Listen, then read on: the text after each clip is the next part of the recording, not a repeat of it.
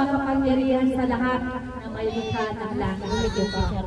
Ang iyong bugtong na anak na si Jesus, kung ano'y pagpupuri mo sa Diyos Ama, ikaw Diyos, ang Diyos na makapangyarihan na may likha ng langit at lupa. Yun, yung unang prayer mo. Pangalawa, hingi tayo ng tawad sa ating Panginoon. Naisip, nasabi, nagawa. Pag nag-iisip tayo ng masama sa kapwa natin, nagkakasala tayo.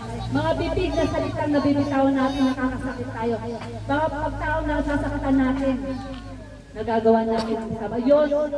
Pangalawa, inisip, sinabi, ginawa. Pangatlo, pasalamat tayo sa mga blessing. Lord, salamat sa blessing na binibigay mo sa araw-araw. Lord, salamat na malakas ako.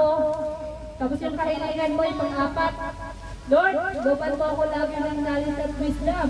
Lalo na kayo, nag-aaral kayo. Lord, ingatan mo ako sa biyahe ko sa araw-araw. Maglalakad ako ngayon. Lord, ingatan mo ako. Lord, gusto ko mataas ang score ko sa school.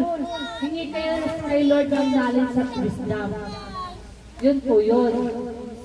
At lagi nyo kayong nananalangin. Una-una, tandaan nyo to. Number 1, pagpupuri sa Diyos. Pangalawa, humingi ng tawad. Pangatlo, pasalamat. Pang-apat, paghingi ng hiling mo kung ano yung hinihiling mo sa Diyos. Kahilingan. Hingiin mo. Ulitin ko ulit ha. Una, pagpupuri sa Diyos. Pangalawa, pasasalamat. Pangalawa, humingi ng tawad. Pangatlo, pasasalamat. Wala namang pagkamalang binigay sa'yo. Pang-apat, is hingin mo kung anong hingin mo sa Diyos. Bibigyan ng Diyos. Huwag lang yung hindi ka lugod-lugod sa Diyos na ibibigay yun. Naunawaan ba natin? Ngayon magtatanong na ako ha. Pray ko muna kayo kasi nakatanggap kayo sa Panginoon. Pray ko muna kayo mo ko kayo.